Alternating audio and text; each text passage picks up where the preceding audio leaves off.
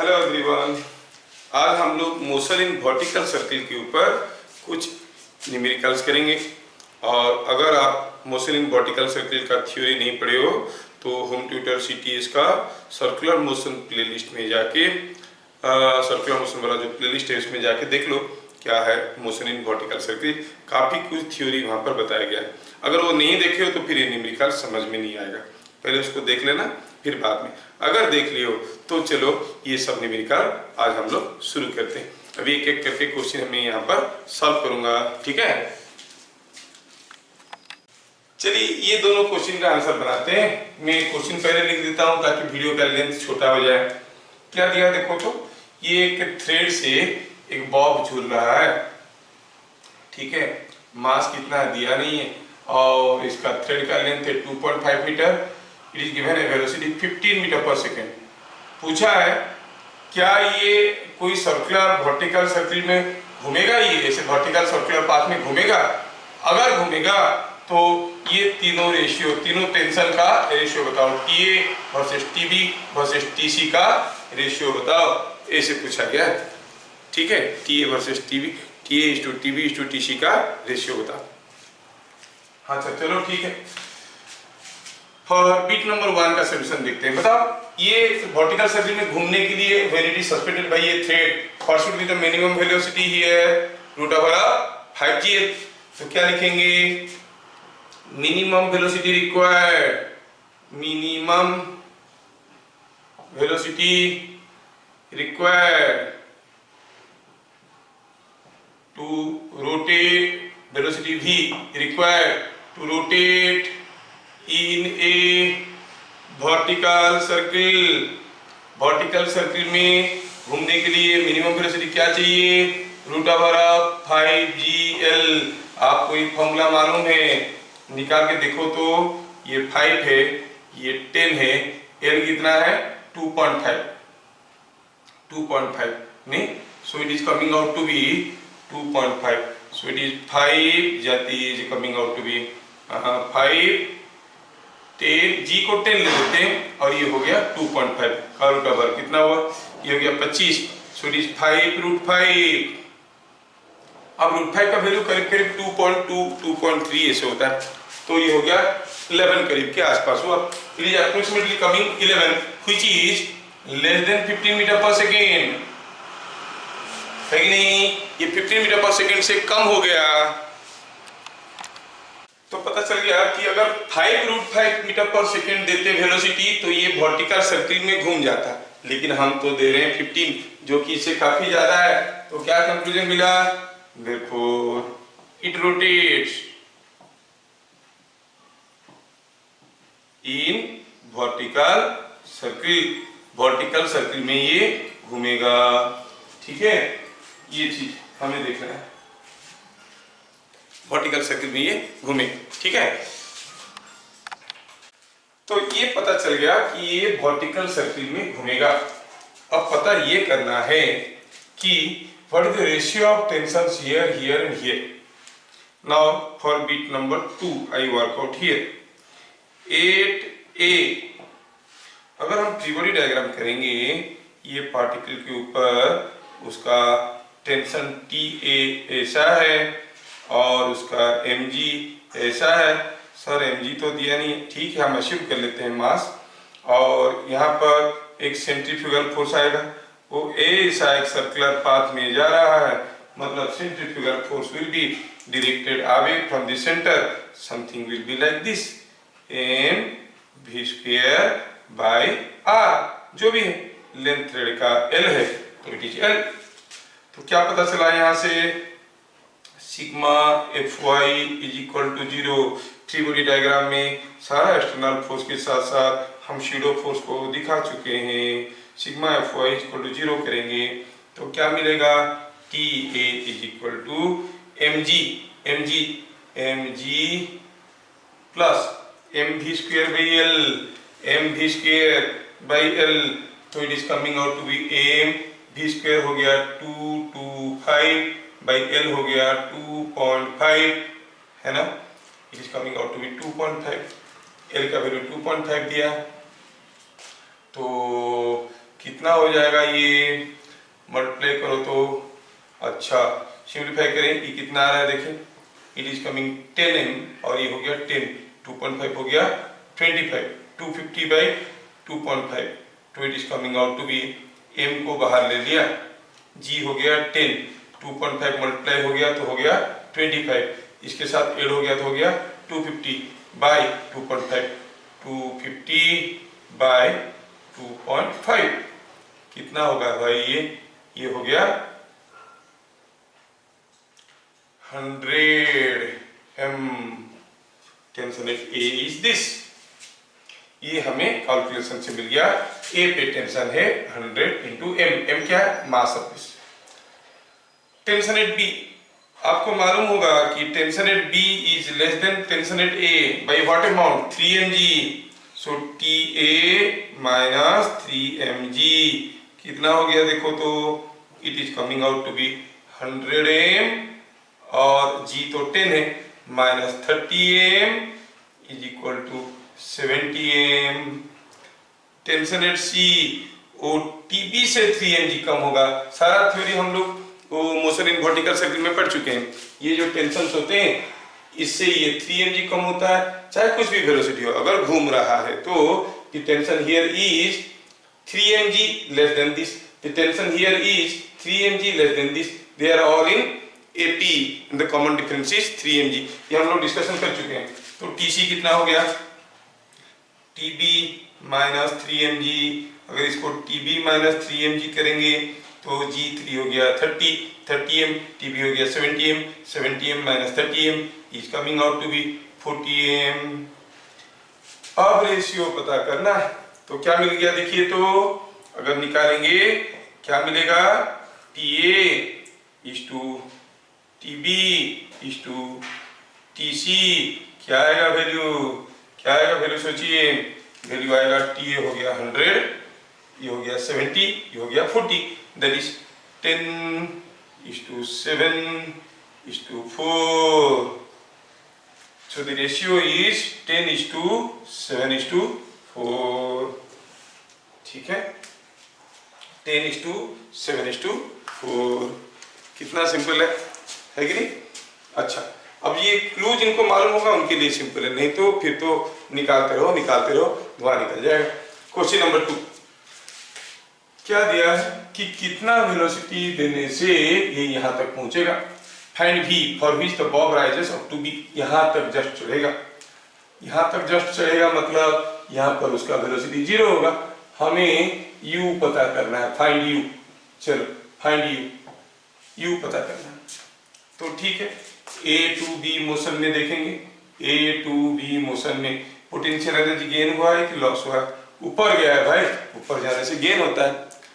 क्या लॉस हुआ है, काइनेटिक एनर्जी, कितना लॉस हुआ है, सारा, क्योंकि यहाँ पर तक छोड़ेगा मतलब यहाँ पर इसका वेलोसिटी 0 होगा, तो हम कहेंगे half mu square must be equal to how much, the gain in और लॉस इन काइनेटिक एनर्जी, ऐसे लिखेंगे आपको थोड़ा बढ़िया समझ में आएगा, is equal to gain in potential energy, loss in kinetic energy कितना होगा, सारा काइनेटिक एनर्जी खत्म हो जाएगा, और गेन इन पोटेंशियल एनर्जी ये चढ़ रहा है to a height L mgl, तो value of U required is, हाँ अगर इतना वेलोसिटी देंगे तो B तक चढ़ेगा, चढ़ने के बाद क्या होगा, फिर से वापस आ जाएगा। ठीक, फिर पूछा है find range of U for which the thread becomes slag. अच्छा, range of U for which the thread becomes slag, यहाँ पर थोड़ा दिमाग लगाने वाली बात है, थोड़ा सोचते हैं। अगर इसको हम धीरे से वेलोसिटी देंगे ये ऐसे ऐसे ऑसिलेट करने लगेगा, क्या थ्रेड लूज हो जाएगा, नहीं, थ्रेड तो टाइट रहेगा। थोड़ा और जो वेलोसिटी देंगे यहाँ तक ऑसिलेट करने लगेगा, क्या थ्रेड लूज हो जाएगा, नहीं, through out the motion thread tight रहेगा। यहाँ ऐसा वेलोसिटी देंगे कि यहाँ तक आया तो थ्रेड क्या होगा, तब भी टाइट रहेगा, कभी लूज नहीं हो रहा है। लेकिन अगर हम ऐसा वेलोसिटी दिए, U का वैल्यू ऐसा दिए, U का वैल्यू ऐसा दिए कि इससे ऊपर आ गया, यहाँ तक आ गया, अब यहाँ तक आने के बाद थोड़ी वो ऐसे जाएगा, it will not go again in this path, यहाँ पर आ गया, मान लो वेलोसिटी खत्म हो गया, do you think it will go back like this? No, it will fall. अब जब ये गिरेगा तो ये थ्रेड स्लॉक हो जाएगा।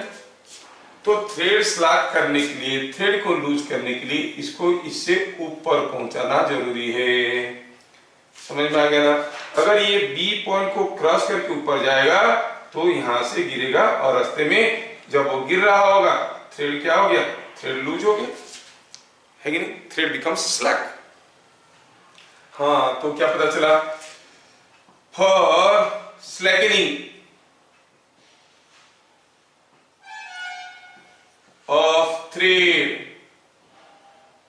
यू क्या होना चाहिए? U should be greater than root over of 2gl। हाँ ठीक है, रूट ओवर 2gl से ज्यादा होगा थ्रेड लूज हो जाएगा। लेकिन सोचो तो, अगर u का वैल्यू रूट ओवर ऑफ 5gl हो गया तो ये तो घूम आएगा, इट विल रोटेट। अगर u का वैल्यू रूट ओवर ऑफ 5gl हो गया तो ये घूम जाएगा तो फिर से थ्रेड टाइट रहेगा। मतलब u का वैल्यू क्या होना चाहिए? Less than root over of 5gl। तो थ्रेड स्लॉक होने के लिए 2gl से ज्यादा होना जरूरी है, रूट ओवर ऑफ 2gl से ज्यादा होना जरूरी है, लेकिन रूट ओवर ऑफ 5gl से कम होना चाहिए, क्योंकि रूट ओवर ऑफ 5gl या उससे ज्यादा दे देंगे तो ये तो घूम के आ जाएगा, thread will remain tight. So required range क्या हो गया? Required range of u is u lying between root over of 2gl to root over of 5gl। ठीक है, root over of 2gl to root over of 5gl ऐसा होगा तो ये thread loose हो जाएगा। समझ में आ गया ना? ये सब क्लूज है, छोटे छोटे। नॉर्मल क्वेश्चन तो हर कोई करते हैं, लेकिन कुछ टेक्निकल टिपिकल क्वेश्चन को याद रखने से काफी फायदा होता है। Let us see a third question 3। In each of following cases find minimum h by r for which the particle released from A rotates in a vertical circle। बोल रहा है कि ये दोनों केस में देखिए, यहाँ से कोई पार्टिकल को छोड़े वो आएगा ऐसे स्विंग करके अंदर और घूमते जाएगा घूमते जाएगा घूमते जाएगा। यहाँ पर भी ऐसे आएगा, इसके अंदर घूमते जाएगा। ठीक है, ठीक है। फॉर केस ए सॉल्यूशन बनाते हैं।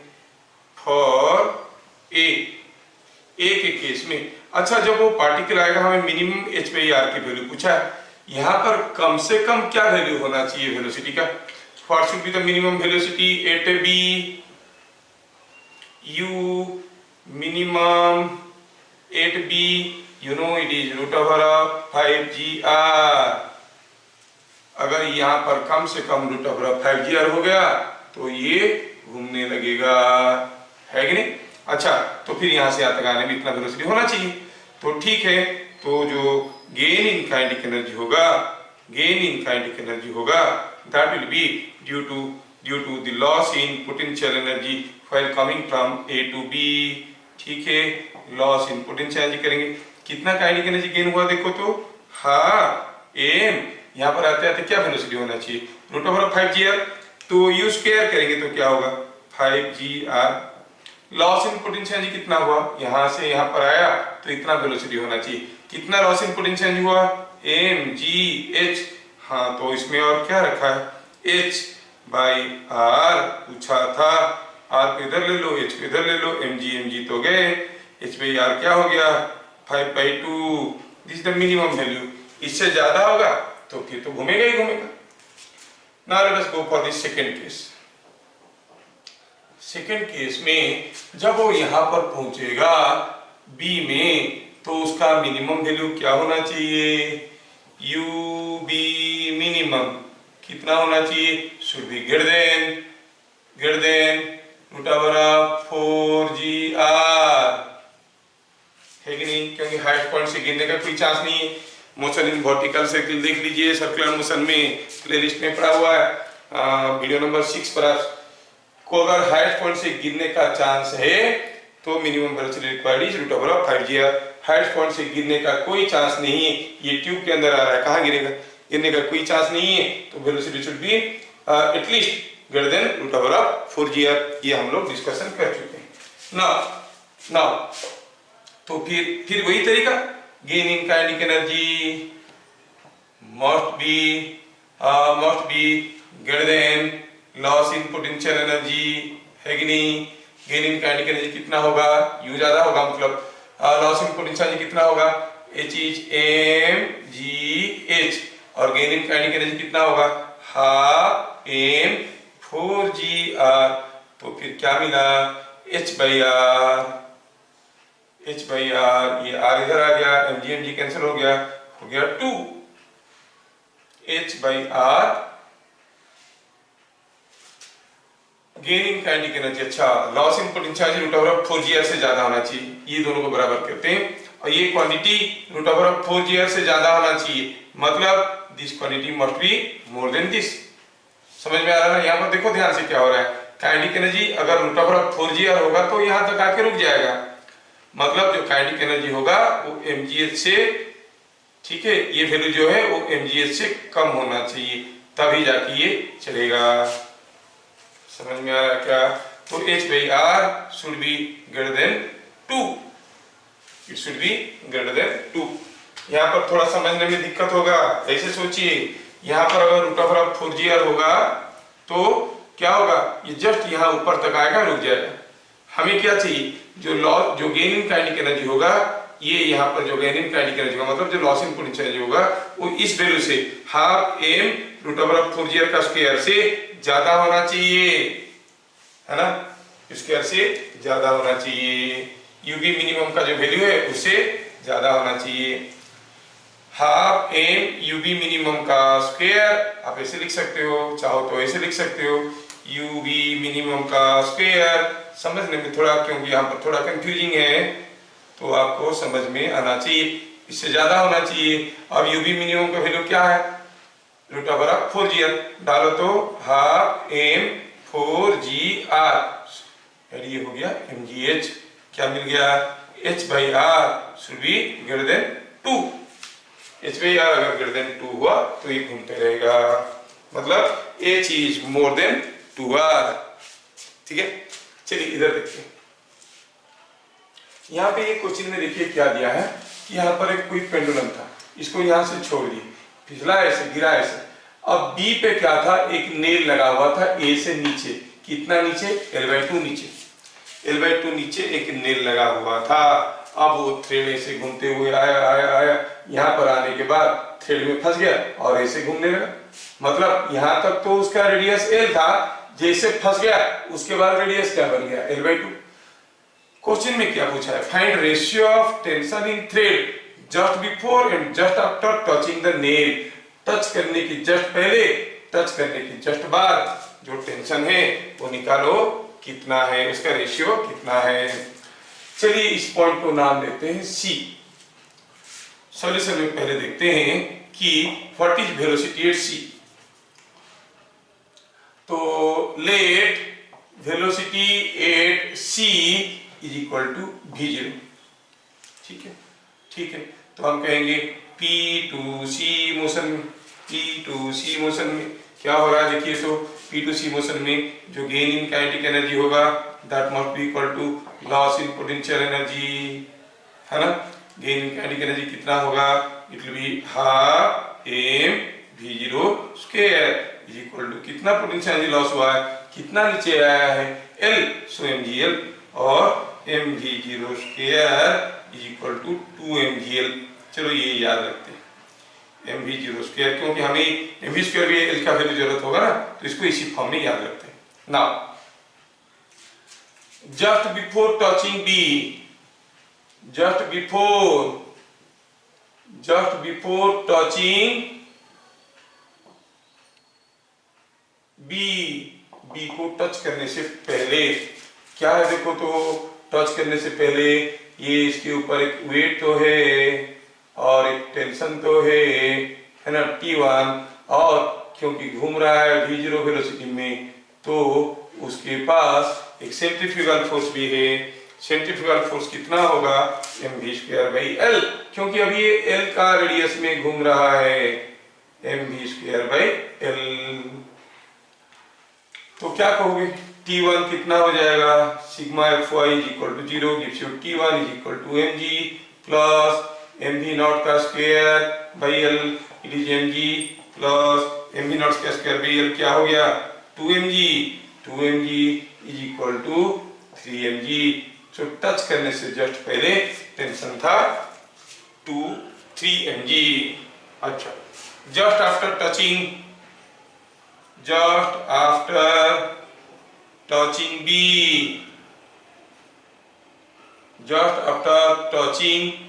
the nail B, रेडियस क्या बन गया L/2, क्योंकि L/2 तो यहाँ पर फंस गया, बाकी L/2 घूमने लगा। अच्छा ऐसा है, ठीक है। तो फिर से फ्री बॉडी डायग्राम करते हैं। फ्री बॉडी डायग्राम करेंगे तो एक टेंशन T तो आएगा जिसको आप T2 कहोगे, और एक वेट तो आएगा जिसको आप mg कहोगे, और एक सेंट्रीफ्यूगल फोर्स आएगा कितना mv0 का स्क्वायर बाय, इधर फंस चुका है। अब रेडियस क्या हो गया है, जस्ट आफ्टर क्रॉसिंग सी को क्रॉस करने के बाद रेडियस हो गया L/2।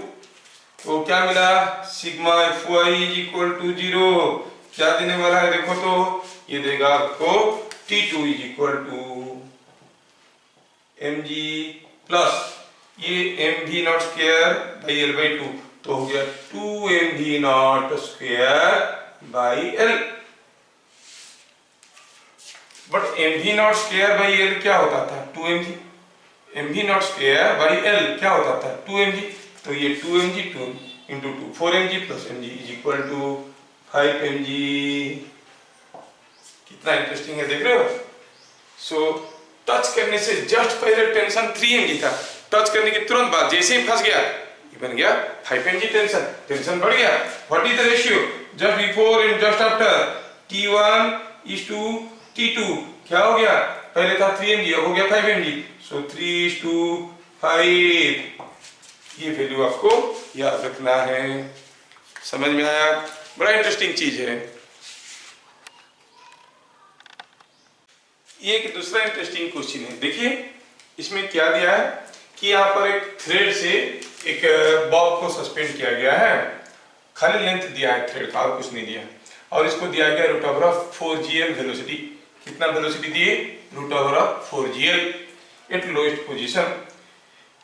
ये तो गया ऐसे गया, हम जानते हैं कि अगर वेलोसिटी रहता है किसके बीच में √2gl टू √5gl, तो क्या होगा, ये स्लैक हो जाएगा। ये 2gl से कम होता, √2gl से कम होता तो यहाँ तक जाता वापस आ जाता, √5gl से या फिर उससे ज्यादा होता तो घूम लेता, लेकिन हम दिए हैं √4gl, तो मतलब क्या होने वाला है, क्या होने वाला है, चलेगा ऐसे जाएगा, यहाँ तक आएगा, यहाँ पर आने के बाद कहीं गिरेगा ऐसे, it will leave the circular path, कहाँ पे, at position B. At B the bob leaves the circular path. अगर यहाँ पर वो सर्कुलर पाथ को छोड़ देता है, नहीं छोड़ता तो ऐसे से जाता, छोड़ देता है तो बताओ जहां पर छोड़ देता है वहां पर थीटा है कितना, है ना। बड़ा खूंखार खतरनाक क्वेश्चन है, लेकिन डरने वाली कोई चीज नहीं है, हम लोग भी निडर है, डर के आगे जीत है। चलिए सॉल्यूशन देखते हैं क्या है, कैसे बनाएंगे सोल्यूशन। चलो पहले सोचते हैं कि ए से बी तक जाने में बी पे उसका क्या वेलोसिटी है।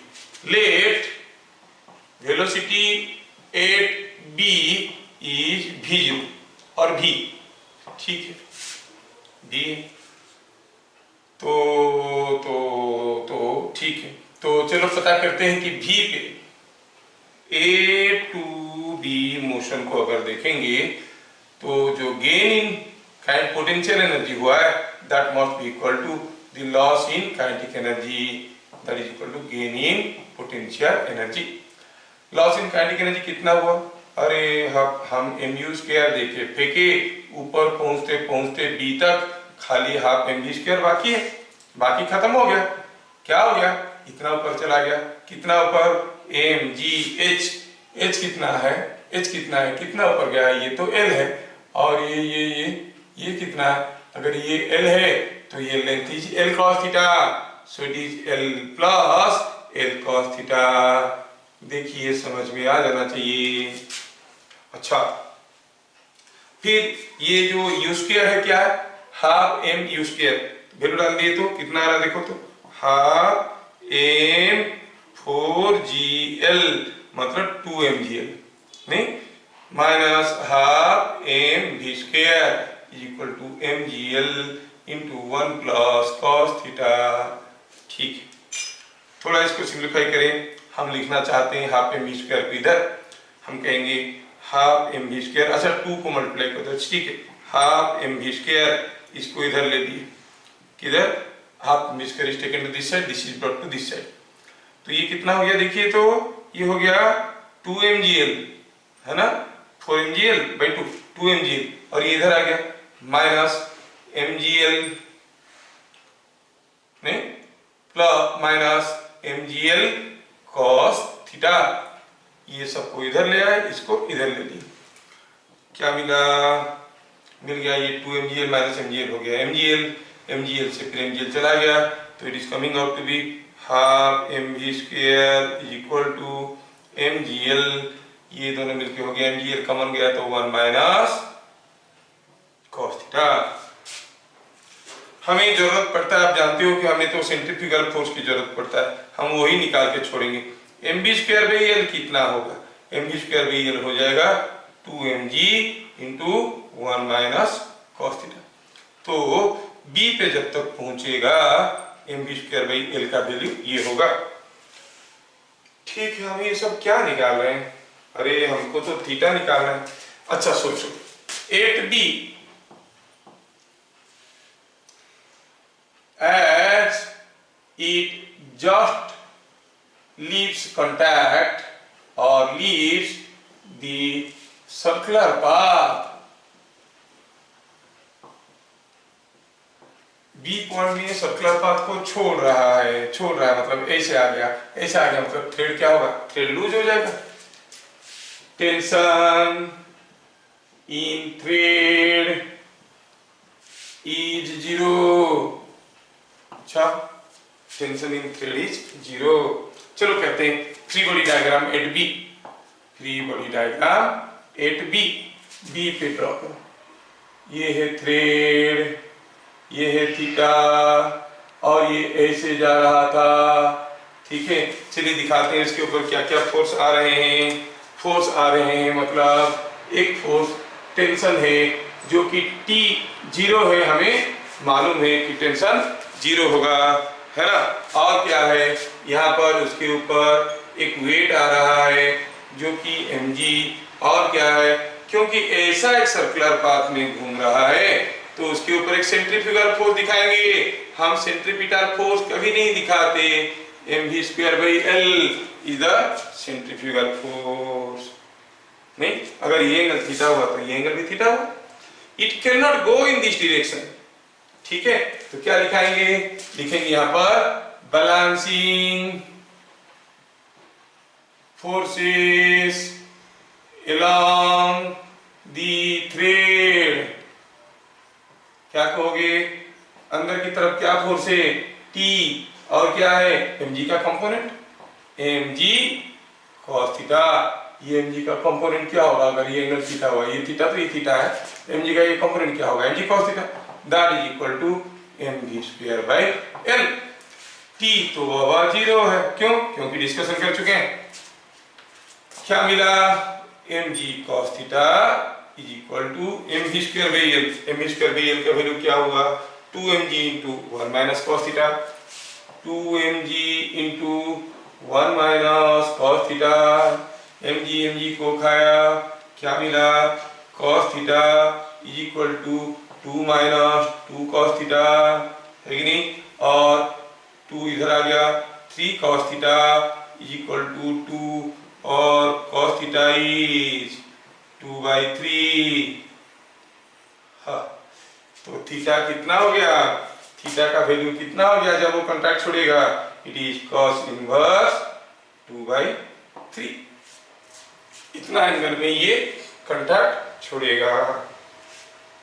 देख लो, सारा स्टेप आपको समझ में आ जाएगा, very nicely everything is explain, आपको समझ में आना जरूरी है ये सारा चीज, ठीक है ना, सारा चीज समझ में आना जरूरी है। चलिए एक नया क्वेश्चन हम लोग देखते हैं, क्वेश्चन नंबर 6। क्या दिया है? ये एक पेंडुलम है। ये जो पेंडुलम है इसको हॉरिजॉन्टल पोजीशन में रखा गया है। क्या दिया है? And B are two nails mounted on wall. ये दो नेल है और वॉल पे लगे हैं around the same vertical line. Find the minimum value of x by l for which the bob released from point P। यहां से छोड़ेंगे तो will rotate in a vertical circle around B। अब देखिए ये यहां से गिरेगा ऐसे ऐसे ऐसे और यहां पर आने के बाद इस नेल में फंस जाएगा और इसके चारों तरफ घूम जाएगा। कौन? ये जो बॉब है वो ऐसे आएगा, थ्रेड आके यहाँ पर फंसेगा, फिर इसके चारों तरफ ऐसे घूम जाएगा। मिनिमम वैल्यू ऑफ x क्या होना चाहिए? ठीक है, तो समझ में आया मिनिमम वैल्यू ऑफ x की बात क्यों कर रहे हैं। देखिए x जितना ज्यादा होगा इसको उतना कम ऊपर उठना पड़ेगा। नहीं, मान लो कि a है, ये b में यहां पे लेता हूं तो और थ्रेड का लेंथ ये है b। अगर मान लो कि जब थ्रेड वर्टिकल हुआ यहां पर हुआ, अगर b को मैं यहां पर रखूंगा तो इसको घूम के थोड़ा सा ऊपर जाना पड़ेगा, b को और ऊपर रखूंगा इसको घूम के और ऊपर जाना पड़ेगा। मतलब x जितना कम होगा इसको उतनी ज्यादा पोटेंशियल की जरूरत है। हाईएस्ट पॉइंट एक पर्टिकुलर वैल्यू ऑफ x के बाद ये क्या होगा, और चढ़ के नहीं जा पाएगा। सो पूछा है what is the minimum value of x। इसके लिए अगर मिनिमम वैल्यू ऑफ x की बात करेंगे तो ये डिस्टेंस कितना होगा, l माइनस x। तो ये पॉइंट को हम c कहते हैं।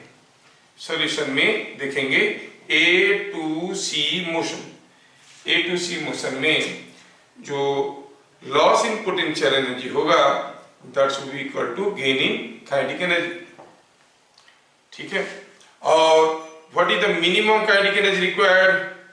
Minimum u8c is equal to कितना है? It is root over of 5gr। अब ये घूमने वाला है कोई एक सर्किल में जिसका रेडियस है l माइनस x। तो जब वो यहां से गिरेगा इसकी वेलोसिटी कम से कम इतना होना जरूरी है ताकि ये b के चारों तरफ घूमेगा। ठीक है, ठीक है, ये b के चारों तरफ घूमेगा वर्टिकल सर्किल में, तो रेडियस क्या होगा? l minus x root over 5g l minus x। तो चलिए इसमें डालते हैं। So loss in potential energy कितना हुआ, यहां से यहां पर है mgl। Gain in kinetic energy कितना हुआ, half mv square is 5g l minus x। तो ये mg को खा गया, ये मिला 5/2, तो it is 2l is equal to 5l minus 5x, है ना। और तो फिर पूछा है क्या निकालने के लिए, x by l। x by l क्या होगा, तो हम कहेंगे 5x is equal to 3l और x by l is equal to 3/5। x by l कम से कम 3/5 होगा तो ये घूमेगा, उससे कम होगा, मतलब ज्यादा मतलब 3/5 से अगर कम हो जाएगा x का वैल्यू ये घूम नहीं पाएगा। For x by l less than 3/5 the bob cannot move in vertical circle। तो मिनिमम वैल्यू हो गया कितना, x by l is equal to 3/5। समझ में आ गया सबको? ठीक है, चलिए अगला क्वेश्चन देखते हैं।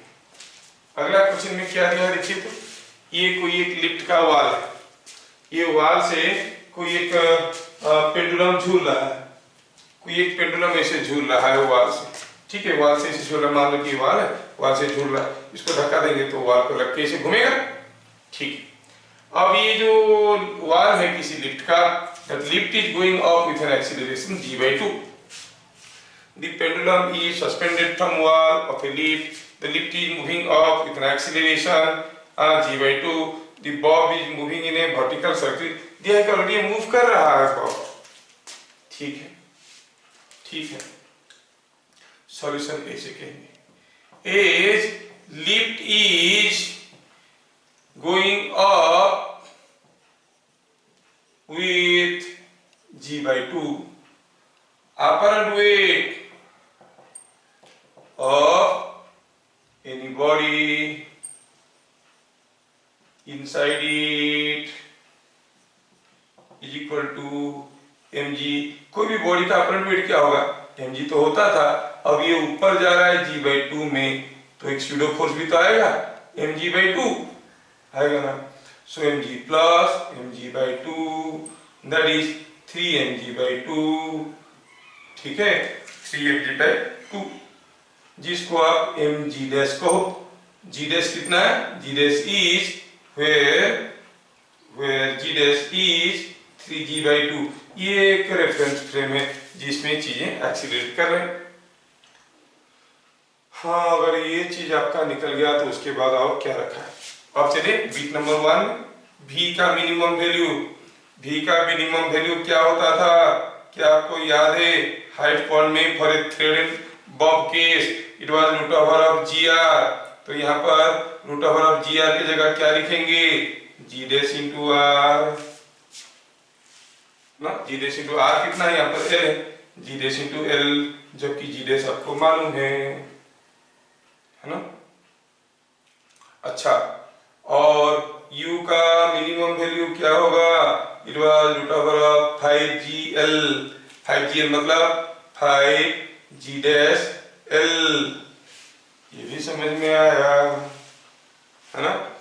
फिर बिट नंबर 3 में क्या पूछा है, what is TA minus TB। बस ये आपको खाली बताने के लिए कि ऐसे भी होता है। TA माइनस TB क्या होता है, यहाँ से यहाँ का टेंशन 3mg कम होता है, यहाँ से यहाँ पर और 3mg कम हो जाता है, इन दोनों में टेंशन डिफरेंस होता है 6mg। तो हम कहेंगे 6mg डैश। सब कुछ मिल गया, बस g के जगह g डैश ले लिए, फिर g डैश इज 3g/2। ऐसे ही हम सारा चीज निकाल सकते हैं। ठीक है, चलिए देखते हैं क्वेश्चन नंबर 8 में क्या है। थोड़ा देखो तो ये क्वेश्चन में क्या दिया है, दिया है in figure shown smooth circular groove of radius r is made on inclined plane of inclination theta to horizontal. समझ में आ रहा ना, एक इंक्लाइंड प्लेन है, सोचो कि कार्डबोर्ड है, उसको ऐसे बेंड कर दिए तो इंक्लाइंड प्लेन बन गया, इसके ऊपर एक ग्रुप बना, इसके अंदर कोई पार्टिकल रखें, इसको धक्का देंगे तो इसे ग्रुप के अंदर गोल गोल गोल गोल घूमेगा। Find minimum velocity u at p।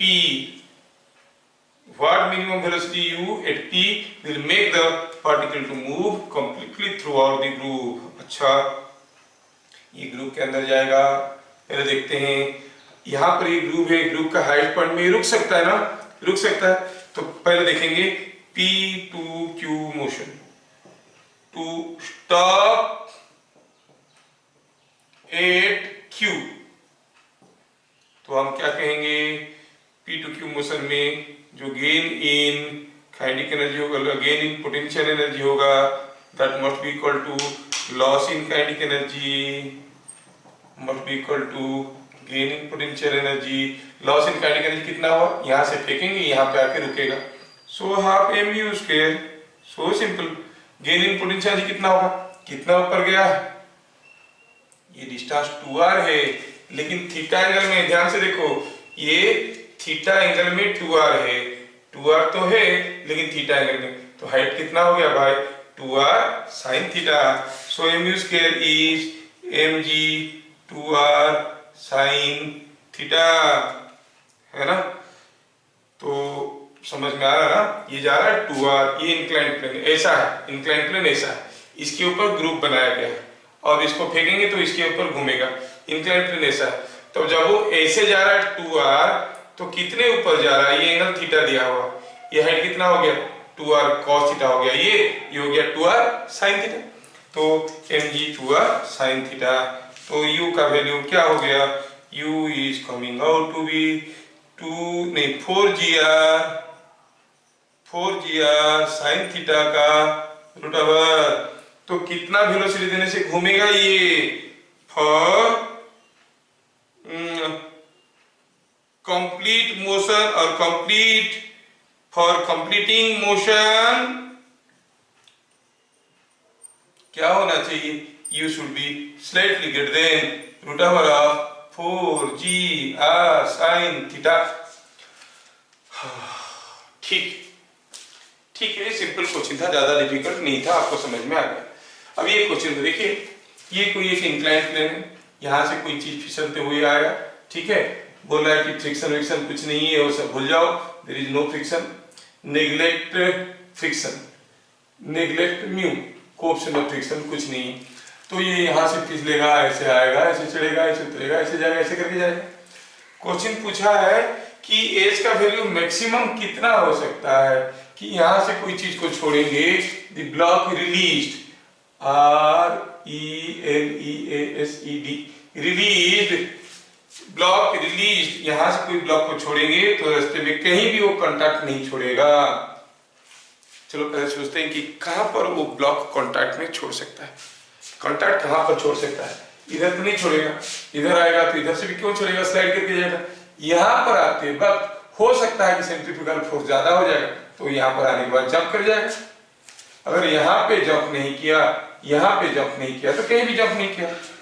ठीक, चलिए पहले हम देखते हैं, इस पॉइंट को कहते हैं बी, इस पॉइंट को कहते हैं सी, ठीक है। तो हम कहेंगे कि A to B मोशन में मैक्सिमम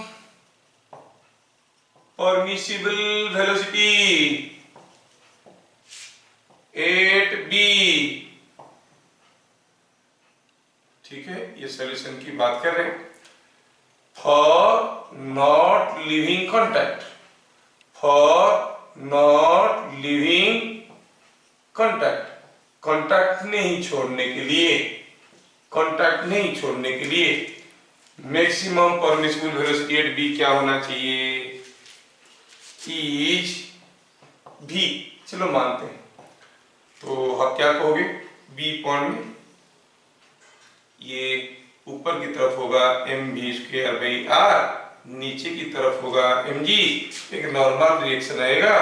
तो for just not leaving contact, for just not leaving contact, just not leaving contact, contact just नहीं छोड़ेगा, मतलब जस्ट छोड़ने वाला है, मतलब नॉर्मल रिएक्शन क्या हो जाएगा?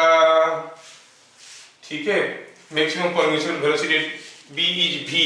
तो आप क्या कहोगे? n का वैल्यू हो गया 0, फ्री डायग्राम कर दिए, क्या कहोगे? mv²/r plus n is equal to mg, और n का वैल्यू को 0 ले लिए तो v हो गया √gr, v is equal to √gr, ठीक है, ठीक है। Now A to B motion में, A to B मोशन में, A to B मोशन में कितना नीचे आया है? ये A साइड से आया है, ये R है, mgh माइनस r हो गया, loss in potential energy, that is equal to half mv², that is √gr, sorry gr का स्क्वायर। ठीक है, ठीक है भाई, सब कुछ तो वही, mg को खा गया, mg को खा गया, क्या मिला? h इज इक्वल टू, ये माइनस r इधर आ गया, प्लस r हो गया 3r/2। अगर h 3r/2 से ज्यादा होगा, ठीक है, ठीक है। Now for A to B motion क्या मिला? देखो h अगर 3r/2 से ज्यादा होगा, यहाँ पर वेलोसिटी √gr से ज्यादा होगा, √gr से ज्यादा होगा, कांटेक्ट छूट जाएगा। नहीं, देखो ये जहां जहां r था, अब यहाँ पर a के लिए, c के लिए वही करेंगे, तो बस r के जगह हर जगह 2r लिखना है, और क्या लिखना है? r के जगह हर जगह 2r लिखना है। सिमिलरली अगर आप दिमाग लगा के स्मार्टली करोगे, तो A to C मोशन में जहां जहां आर लिखा था वहां वहां पर 2r लिखेंगे तो चीजें हमारा आसान हो जाएगा। हाँ, for A to C motion maximum h कितना है, मैक्सिमम परमिसिबल एज कितना हो गया, maximum permissible h is equal to h max कितना है 3/2 आर की जगह लिखेंगे 2r कितना हो गया 3r। मैक्सिमम परमिसिबल एज ठीक है is equal to h max तो 3r।